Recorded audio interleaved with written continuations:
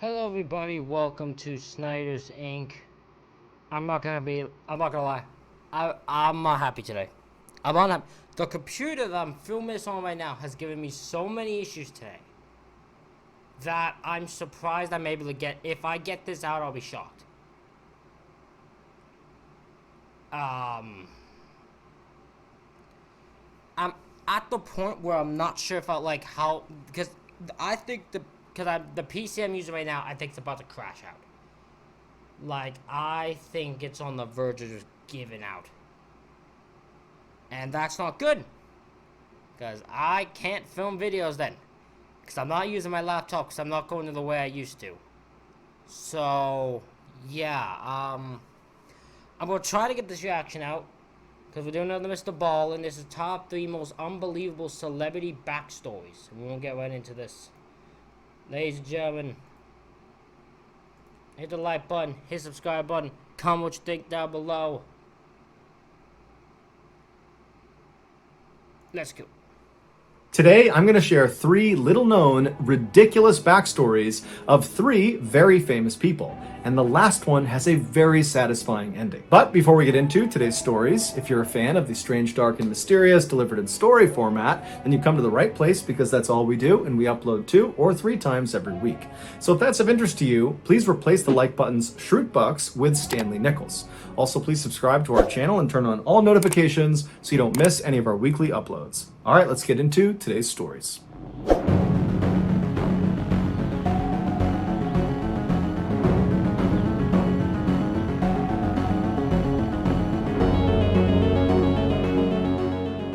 In 1971, a 19-year-old Irishman named William began studying physics and computer science at a university in Belfast, Northern Ireland. While he was certainly smart enough to complete the 4-year degree, after 1 year of being in the school, he decided to drop out because he felt like this was not the path he wanted to be on. So he moved back home to a town about 30 minutes north of Belfast, where he got a job as a forklift driver and truck driver for the Guinness Beer Factory. And while he loved this job, Good old Guinness beer.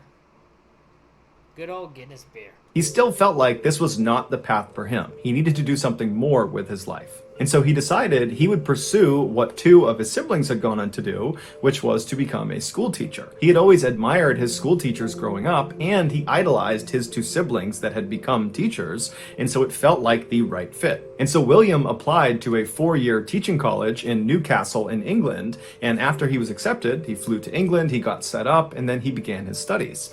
The first year was great. He loved what he was doing, he did feel like this is the right fit, and he was getting good grades, everything was going exactly to plan. But then year 2 happened and everything went off the rails. A requirement to graduate from this 4-year teaching college was all the aspiring teachers starting in their 2nd year had to go teach real students real lessons. They basically had to go to high schools and elementary schools and fill in for the real teacher and give a real lesson. And they were scored on their ability to do that. But all the aspiring teachers knew that when you gave these real lessons to real students, what really ended up happening was the students did not take the aspiring teachers seriously. They viewed them as kind of like substitute teachers, and so they didn't respect them. Oh yeah. Oh yeah. Yeah, I didn't even like substitute teachers at all. I once got into a fight with a substitute teacher. I will tell that story one day. I'm not gonna tell it today. I will tell it one day. Maybe when like more people think, because it's an insane story. But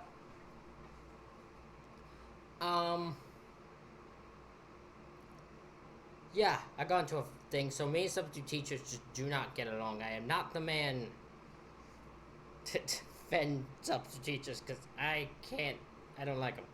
And they didn't listen to them. And so typically, these real teaching sessions just turned into the aspiring teachers desperately trying to calm down their pupils long enough to get them to listen to their lesson plan for just 1 second. But normally, it didn't work out, and before long, the day was over, and nothing was really accomplished. So, in William's 2nd year, when it was his turn to go over to a high school and administer his lesson plan... Oh, the worst thing you could do is send them to a high school. Oh, the high school... Because high school students barely respect their own effing teachers. High school students are like high schools are the worst type of students. They're the worst. Because they are... like, they don't take anything seriously. They don't care at all. They're just, no one's really there. No one really wants to be there. Like,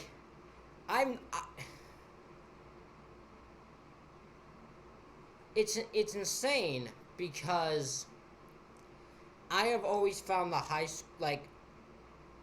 things they teach you in high school and in school in general absolutely pointless. It just wasn't for, like, school's never been for me. Because I never found they teach us anything like really important. They teach you math, and that's about it. Like, most things they teach aren't necessary, in my opinion. Some might disagree, but that's just I think the school criteria.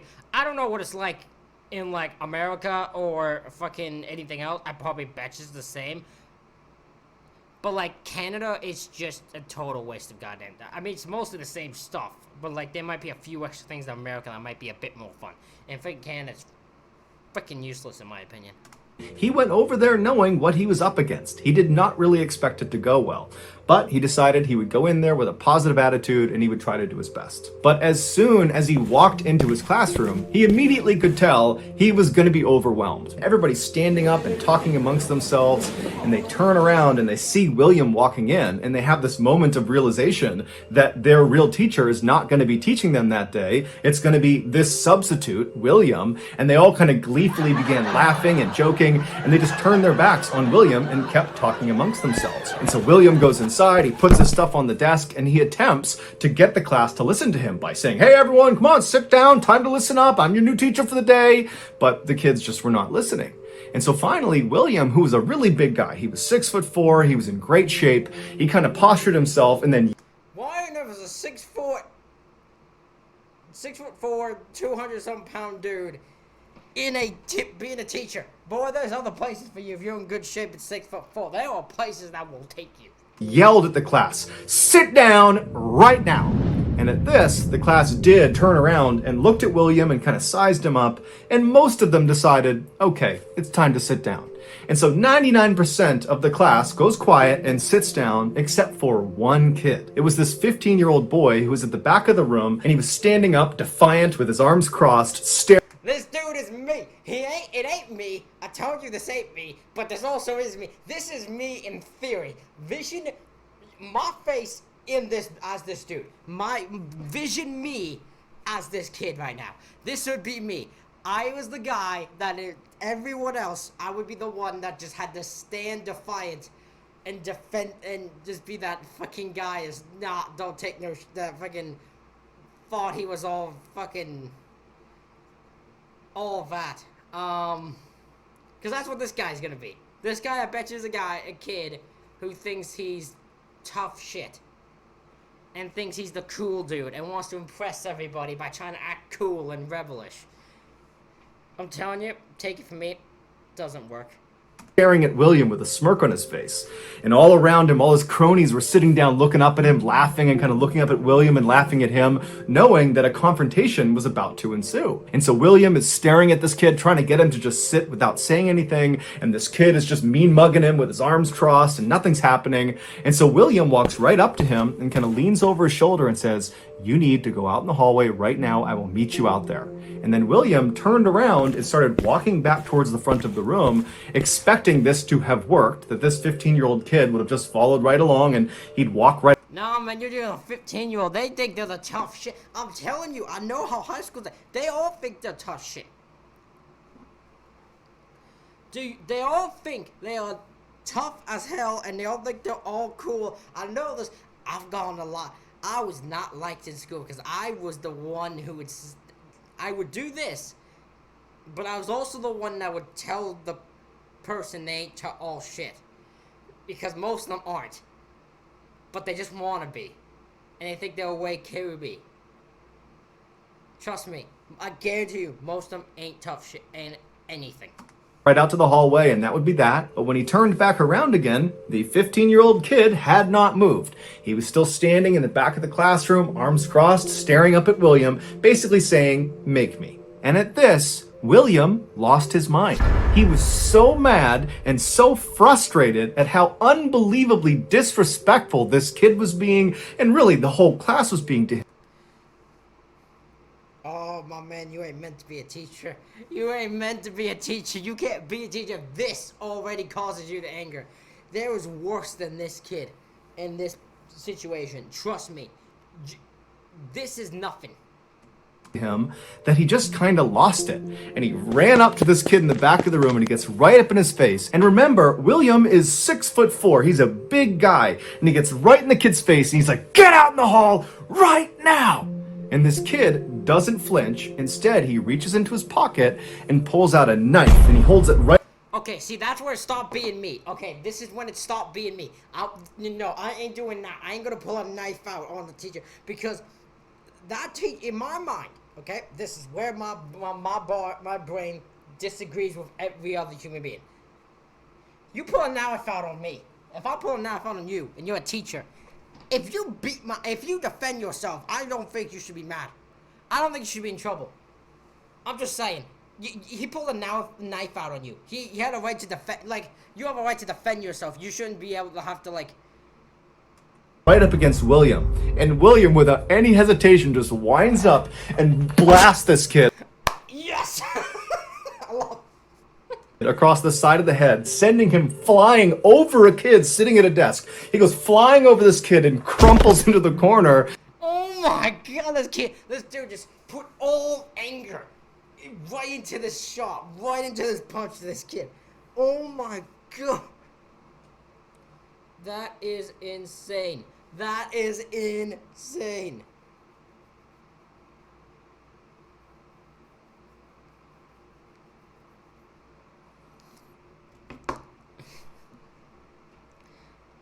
What the hell? That's insane. This kid, dude, just. I mean, I'm sorry. I still say he had a right to do it. He had a freaking He had a knife pointed at him. Like, the kid pointed at you. He had to defend himself. What do you want him to do?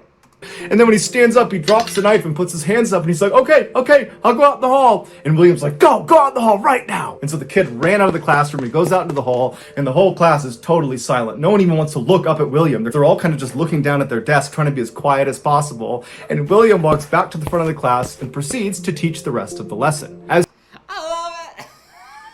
I love it. The dude's like, hey, back to what we were doing, and then it just goes on about this thing. This kid probably terrified, probably ran and told everyone. As soon as the high school learned that this aspiring teacher, William, had basically knocked out one of their students, even though it seemed like it might have been a little bit deserved, It didn't matter. No. It didn't matter what the kid's attitude was. The kid pulled a knife out on the dude. The dude responded by hitting him once. That, I feel like, the moment a knife's pulled out, if this guy would have walked over because he was being, like, the disobedient, just standing there with his arms crossed, and you round up and punched him. Okay, that's a little bit extreme. Once a knife got pulled out, I think it's a different story. They immediately told the teacher's college, and the teacher's college immediately expelled William.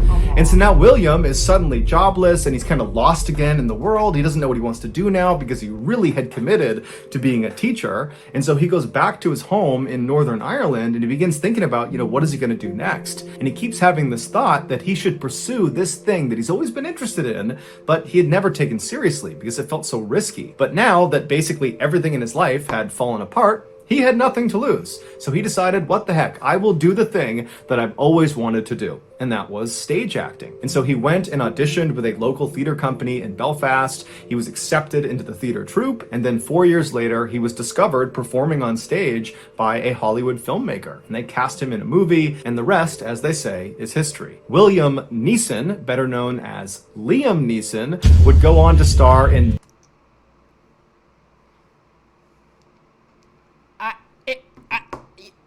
I don't know why this shocked me. I did not think it was Liam Neeson.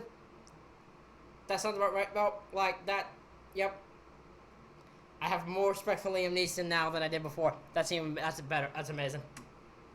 Dozens of huge movies and TV shows, and he's probably best known for his epic role in the movie Taken, where he is this CIA operative with a particular set of skills, and in this movie, he punches a lot of people in the face, just like when he was a teacher. Good. Punch him. In 1963, Don't punch him all in the face. when Tim Dick was just 10 years old, he went over to his friend's house and he snuck a bottle of whiskey from one of their shelves. He pulled it out and he poured himself a full glass to the brim with whiskey, and then he downed it in one huge gulp. Tim Did he just say 10? Hold on. Did you say 10 years old that you did this? In 1963, when Tim Dick was just 10 years old... Yeah, 10 years old. 10 years old, this kid goes out, grabs a thing of whiskey from his friends, then dumps a full glass and downs it in one drink. Yeah, no, that's a problem already. That kid needs some help.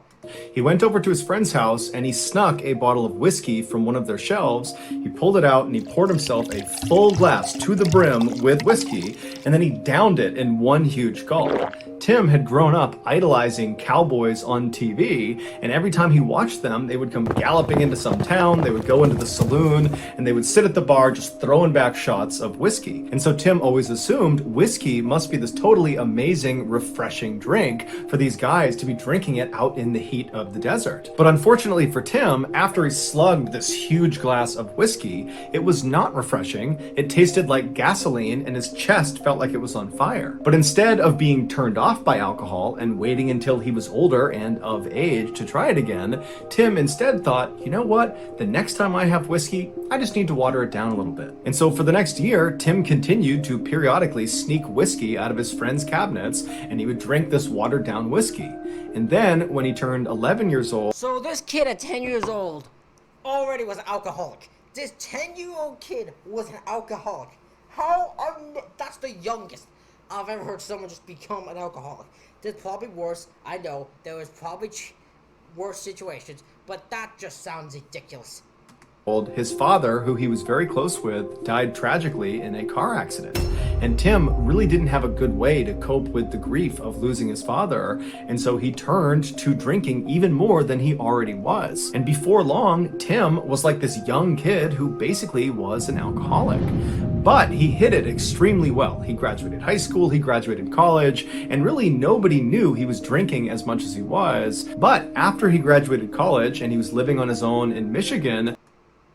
Literally, you will be surprised how good people can hide this type of issue and no one knows about it. It is insane how good people can. There are some people who can't, and it just becomes obvious, but there are some people who can hide it really well.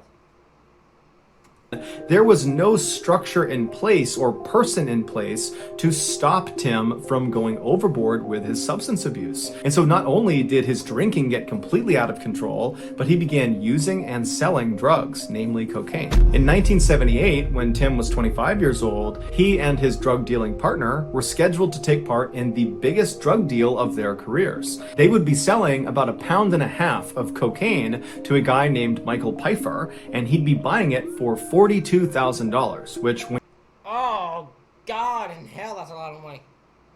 When you adjust that for inflation, would be like buying it for $175,000 in 2021. Tim and his partner were very excited about all this money they were going to make, but they were equally worried about the transaction. A lot can go wrong. And so Tim decided, in order to mitigate their nerves and kind of make this a safer drug deal, he decided they would do the transaction inside of a public airport, because Tim... That sounds like a terrible place to do it.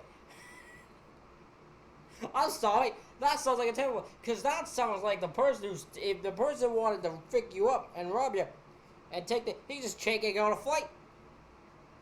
He just wouldn't have to care. He wouldn't care at all. Tim had seen that done on TV and believed that would give them an additional layer of safety. And so on the day this deal is going to take place, Tim takes the 1.5 pounds of cocaine, he puts it inside of a brown Adidas gym bag, and he also throws a key lock inside of this bag. He zips it up, he walks outside, he dumps the bag in the back of his car, and he drives to the Kalamazoo International Airport in Michigan. When he gets there, he parks in the big parking lot right outside of the front doors, and as soon as he's parked, he goes around to the back of his car, he pulls out this brown Adidas bag, he throws it over his shoulder, shuts his trunk, and then he waits for his partner to show up. A couple of minutes later, right on time, his partner pulls into the lot, he parks nearby, and then the two of them very casually begin walking towards the front doors of this airport. They walk up the steps, they go in the front doors, and as soon as they're inside, they're looking around, and they find Michael Pfeiffer. He's standing up against the wall right in the area he had said he would be. And so without making any sort of contact with Michael, Tim and his partner turn the corner and they go into a nearby locker room. Once they're inside, Tim pulls the lock out of the brown bag, and then he puts the bag with the drugs in it inside of a locker. He shuts it and then uses the lock he had just pulled out to lock the locker. And then he and his partner leave the locker room. As soon as they go out into the main terminal, they start walking over towards Michael Pfeiffer. And as they get closer and closer, Tim's partner breaks off and goes to a bench on the other side of the terminal, and Tim continues walking on right up to Michael. And then when he reaches Michael, he very discreetly hands him the key to the lock on the locker, and he tells him which locker number the drugs are in. Michael doesn't say anything. He takes the key and he heads off to the locker room. Tim turns and he goes over to his partner and he sits down on the bench and waits. Meanwhile, Michael goes inside the locker room. He uses the key. He opens up the lock.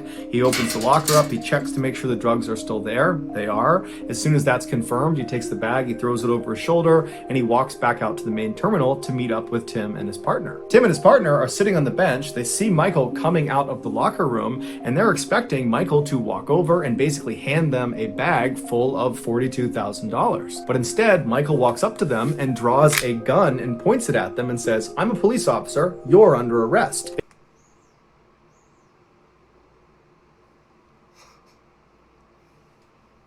Michael Pfeiffer just double-crossed him. He did a damn double-cross. He double-crossed him. He's a police officer all along. Undercover operation strikes again. God damn.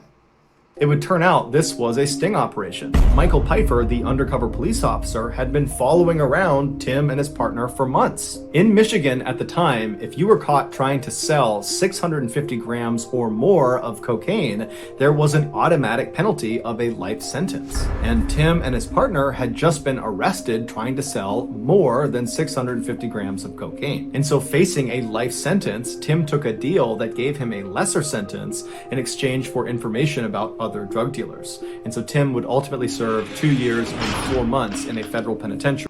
How? What type of deal is that? Listen, I'm not even going to say this man deserved life in prison, because he didn't. People make mistakes and sell drugs desperately. That's happened before. It's a thing that happens, unfortunately. But how does how a deal go from life in prison to 2 years and 4 months? How does that how do you get to that point? Because I think like a mighty giveaway here.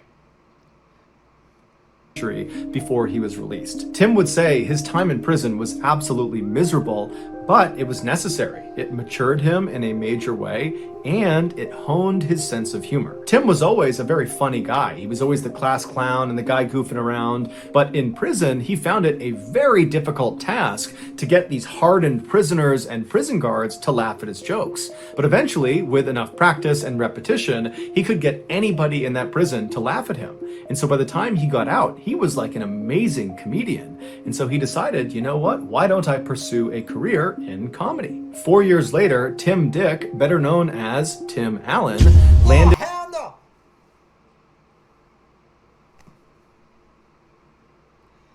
You can't... He was everybody's dad. He was the person you wanted as your dad.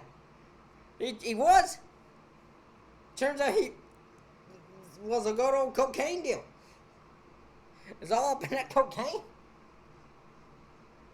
He's an young alcoholic and a cocaine dealer.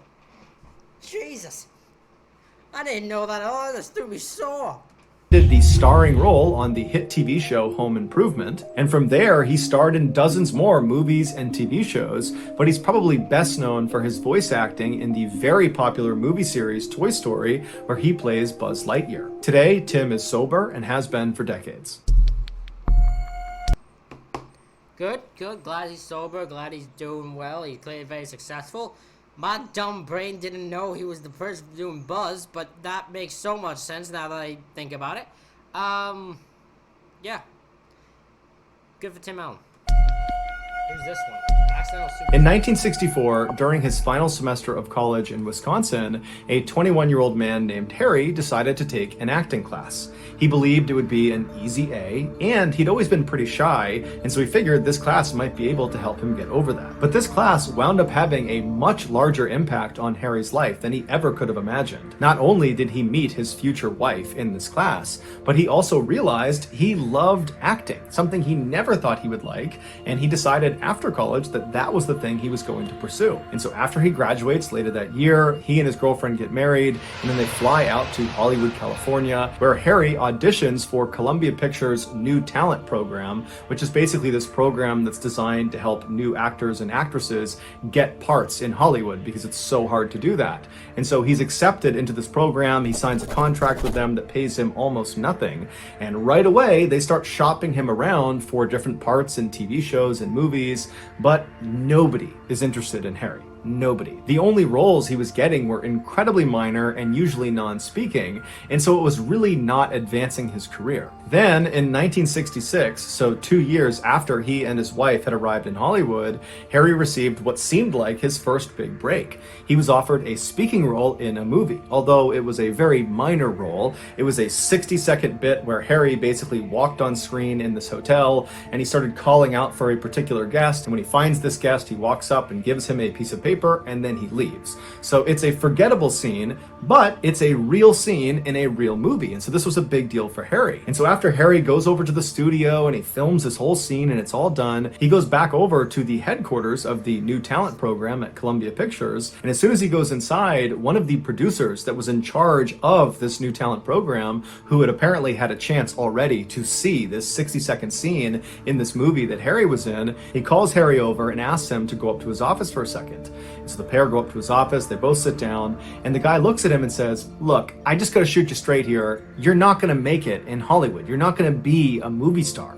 When Tony Curtis was told to carry groceries across this room in one of his first movies, everybody knew right away as he's carrying those groceries that that guy, he's going to be a movie star. You could see it in the scene, even though all he was doing was carrying groceries. And when you did your scene as the bellhop walking around the hotel, I just didn't see it. You don't have the X factor. You're not going to be a movie star. For reference, Tony Curtis, the guy this producer was referencing, was a huge movie star in the 1950s and 1960s. And so Harry, after getting this horrible comment made about him, he pauses for a second, and then he leans across the table and looks at this producer and squints his eyes and says, "You know, if Tony was such a good actor, shouldn't we have believed he was just a grocery delivery boy, not a movie star?" And at this totally smart aleck remark, the producer fired Harry on. Oh my god, he fired him because he was a smartass. What the hell?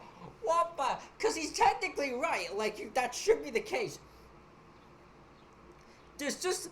But there are some people, this producer clearly is one of them, who just hate a smartass. Just can't handle it when a smartass says a line that's somewhat true. They just can't stand it. It just eats them alive. So they just gotta come up with, like, they gotta... just have an issue with it. It is, and in this case, they fired him for no damn reason. On the spot. Harry would go on to sign a similar New Talent Program deal with Universal Studios, but again, he could not get a real part to save his life. And the feedback he finally got was, "Harry, you're just not pretty enough, and you're not really that talented." By the mid-1970s, Harry was in his mid-30s, and while he still aspired to be an actor and wanted to be an actor, he was making almost no money from acting. And so he decided, instead of acting, he was going to become a carpenter. That was going to be his full-time job, despite the fact he knew nothing about carpentry. And so he literally, just because he has this interest in carpentry, goes to the library and checks out all these how to be a carpenter books. And over the next couple of weeks, he studies these books and does a couple projects around his own house. And then finally, he just felt confident enough, or he was just desperate enough for money, that he began going around to his network and asking people in Hollywood if they needed some woodworking, if they needed help from a carpenter.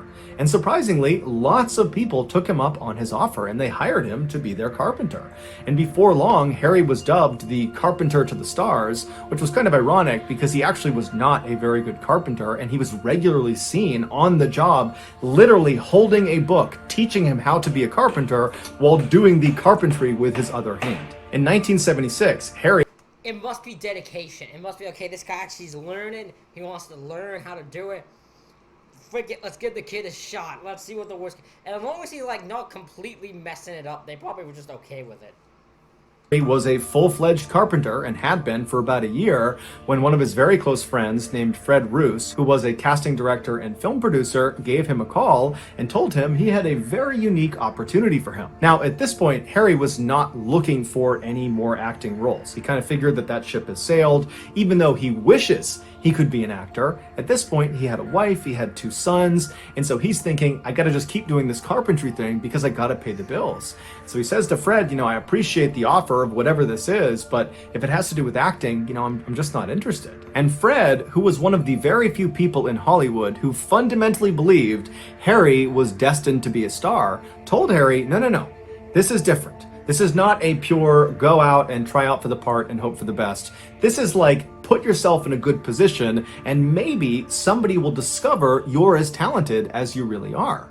And so Harry's like, okay, tell me about this opportunity, I'm interested. And so Fred explained there was this really talented and eccentric film director who was trying to cast an upcoming movie. And the way he went about casting for movies was a little bit strange.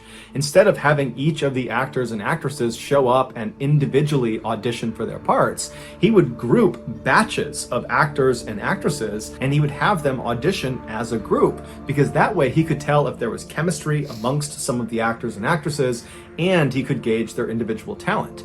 And so he had all these groups already planned out, but one of the groups was missing one male actor. Somebody had dropped out at the last minute and was not going to be there on the day of the audition. And so when Fred Roos heard through the grapevine that this director was going to be short this one person, he immediately reached out to the director and said, hey, I got your guy. There's this guy, Harry. He's done a little bit of acting. He's incredibly talented. You got to give him a chance. At the minimum, he can come in there and he can at least just read the lines and help you do this audition, but I know he's available that day and I know he would love to help.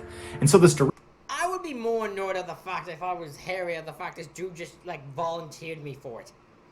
He's like, yeah, he's available, he'll do it if you want it. And so if he says he can't say no, he has to go to it now. Director tells Fred, okay, thank you, I'd love to have him come down, but stress to him he is not auditioning for any part in this movie. I'm not bringing in some person and just throwing them in. It takes me a long time to find people that I want to audition, and he is not one of them. He is just there to facilitate the audition. He's just going to read the lines so the other people in his group can do their audition. And so after Fred stopped explaining the situation, that'd be so stupid. Why would I do that? Why would Harry do that? There's no benefit to Harry there. He's just there, and he's just gonna be told no matter what he does, it doesn't matter because he's not auditioning. So what the hell's the point? Harry was actually kind of annoyed. He was annoyed that Fred had basically already volunteered him, and so he couldn't really even say no without making Fred look bad. And he didn't like the idea that this was basically a waste of his time. He was being asked to go read lines, but not even try out. So how was this even an opportunity? But Fred told him, look, worst case scenario, you meet some pretty powerful people in Hollywood. This director's a big deal. The people there are going to be big deals in Hollywood. So you'll meet them and maybe they will recognize your talent. Or maybe you get some new clients for your carpentry business. So no matter what, you get something out of it. And so finally, Harry says, okay, fine, I'll go do this thing. And so Harry goes to this audition, he's handed the script, and he's reminded repeatedly to not attempt to audition. Don't try to act, just read the lines. I don't care if you're monotone, you just read these lines because you're not auditioning. Everybody else is, you're not. Is that clear? And Harry's like, yes, I get it. I'm just reading the lines. And so Harry sits down and he starts reading the lines and he's trying to do what they told him to do, but the way he was actually feeling and his actual personality began seeping through. he started coming off as this really grumpy and sarcastic guy that just didn't care about anybody there. He was just totally bitter that he was in the situation he was in. And apparently, this is exactly what the director was looking for in one of the characters he was trying to cast. That kind of nonchalant, bravado, macho, alpha type guy who just didn't care about anybody. And so over the course of the day, as he's reading the script over and over again, not caring at all about how he's performing, he's just simply reading these lines and just being himself, he was actually doing this amazing job portraying one of the characters. And so they let Harry go the whole day. No one told him they were looking at him as a potential character. And then at the end of the day, when Harry was about to just throw the script in the trash and leave without talking to anyone, the film director, better known as George Lucas, walks up to Harry, better known as Harrison Ford, and says, To think that guy, to think Harrison Ford, if he had not gone to this audition, we wouldn't know who he is. Let's straight be honest, right? If he had not gone to that audition, we wouldn't have known who he is. Because it just so happened that his actual personality and his actual anger towards being in this position just seeped through as he tried to just be this monotone, saying of a guy. As he tried to do that, he just tried to do what they said. His personality and anger came out, and it just ended up being a perfect audition for the role for Harrison Ford as Han Solo. "Wait a minute, I was wrong. You are perfect for this movie, Star Wars. You need to play Han Solo." And so Harrison Ford said, "All right, I'll play Han Solo." And that role as Han Solo propelled Harrison Ford into the megastar that we know him as today. A few years after Harrison had starred in Star Wars and he was this total A-list celebrity, he was at a Hollywood studio in one of their restaurants when one of the waiters walked over to him with the silver tray, and on this silver tray was a single business card. So Harrison reaches over, he grabs the business card, the waiter walks away, and he looks at the card, and handwritten on it is the phrase, "I missed my bet." And he flipped the card over, and it was the name of that producer from the new talent program that had called Harry into his office and said, "You're never going to make it in Hollywood and you're fired." It was that guy, and he had apparently sent the waiter over to make amends because he was eating lunch in the same restaurant. And so Harrison would later say in interviews that at the time he got this card, and to this day that he was doing this interview, he said it gave him immense pleasure that when he looked up from this business card and he understood the situation, he knows this guy's in the room somewhere, as he looked around the room, he couldn't recognize the guy because he didn't know what he looked like. He was a nobody. And so instead of wasting any more time looking for this producer, he just looked at the card, chucked it, and went back to eating his lunch. So I love that. This guy, the producer, wanted to make amends for the fact that he fired Harrison for the smart ass attitude because he was his little smart ass line. And Harrison got great enjoyment out of the fact that when he looked up and tried to find this producer, he didn't know who he was because he was a nobody. Well, he's somebody, the producer is nobody. So he just threw the card away and went back to eat his lunch. That's amazing. That is amazing. I love it. Ladies and gentlemen, I hope you all enjoyed this reaction video of top 3 most unbelievable celebrity backstories from Mr. Ballen. Hit the like button, hit the subscribe button, and comment what you think of these stories down below. Thank you all for watching. I'll see you all for the next one.